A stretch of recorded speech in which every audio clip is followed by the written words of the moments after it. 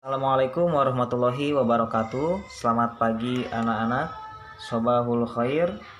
Kaifa halukum? Pak diharap anak-anakku sekalian dalam keadaan sehat walafiat. Tidak ada anak-anakku sekalian yang terkena penyakit. Pak diharap semuanya selalu diberikan kesehatan Allah Subhanahu wa taala, baik kesehatan jasmani ataupun kesehatan rohani. Nah, sebelum kita memulai pembelajaran kita hari ini, yuk kita bersama-sama kita mulai dengan membaca Bismillahirrahmanirrahim. Oke, pada pembelajaran kali ini kita akan belajar mata pelajaran akidah akhlak ya. Akidah akhlak, dan pada pembelajaran awal akidah akhlak, insya Allah kita akan sama-sama pelajari tentang kalimat thayyibah hauqalah.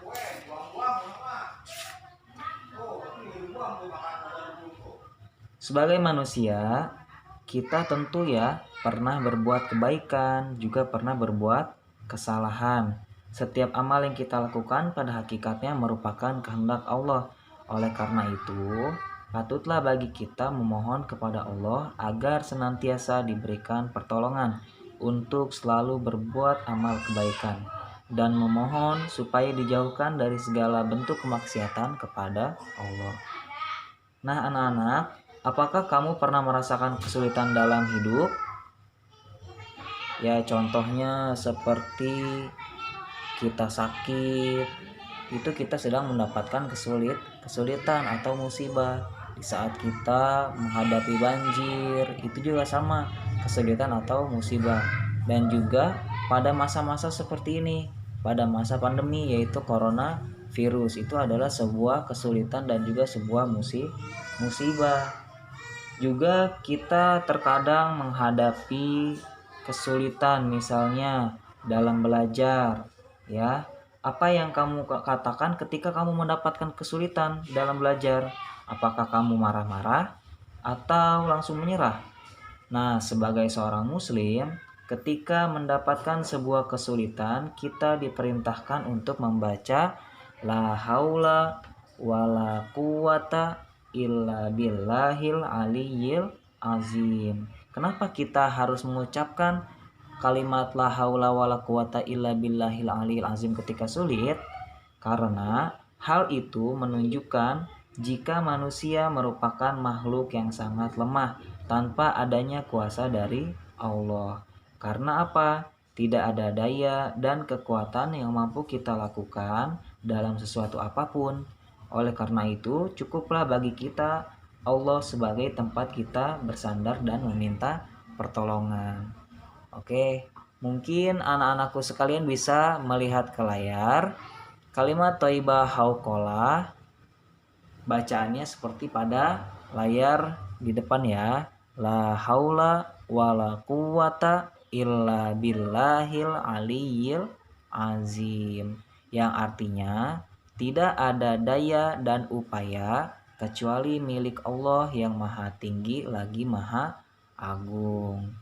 Nah, setelah itu supaya kita lebih memahami kalimat thayyibah hauqalah, yuk kita sama-sama mengetahui dan mempelajari tentang arti perkata kalimat thayyibah hauqalah.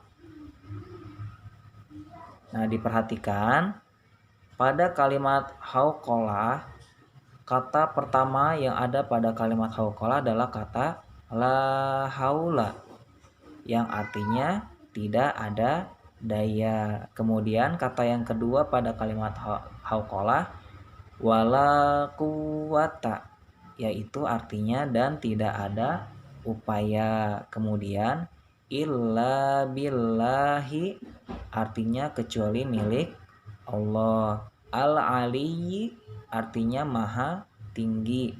Al-azimi artinya maha agung ya. Mudah kan? Jadi supaya kita lebih bisa menghayati kalimat thayyibah hauqalah, kita tahu bacaannya seperti apa dan juga maknanya seperti apa ya. Oke, kemudian kapan kita harus mengucap kalimat thayyibah hauqalah? Nah, pasti kita akan bertanya, Kapan sih kita harus membaca kalimat thayyibah hauqalah?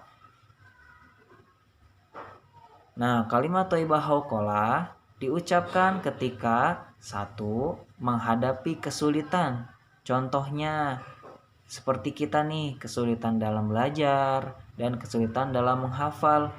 Nah, ketika kita menghadapi kesulitan seperti itu, cobalah kita biasakan untuk membaca kalimat thayyibah hauqalah ya. La haula wala quwata illa billahil aliyyil azim, karena hanya Allah yang mampu memberikan kita kemudahan dan mampu merubah kesulitan menjadi kemudahan, karena kita sebagai makhluk tidak memiliki daya dan upaya.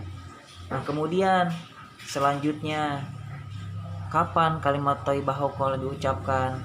Yaitu ketika kita mendapatkan musibah. Contohnya tadi seperti kita dilanda banjir, seperti kita terjatuh dari sepeda, seperti kita kehilangan benda kesayangan kita. Nah, ketika kita mendapatkan musibah, kita jangan mengeluh, banyak berkeluh kesah, dan melakukan hal-hal yang tidak baik. Tapi sebagai seorang muslim, ketika kita mendapatkan musibah, alangkah baiknya kita membaca kalimat thayyibah hauqalah, karena segala sesuatu yang terjadi dalam hidup kita, baik yang baik ataupun yang tidak baik, semuanya adalah karena atas izin Allah. Nah, yang selanjutnya, keutamaan membaca kalimat thayyibah hauqalah.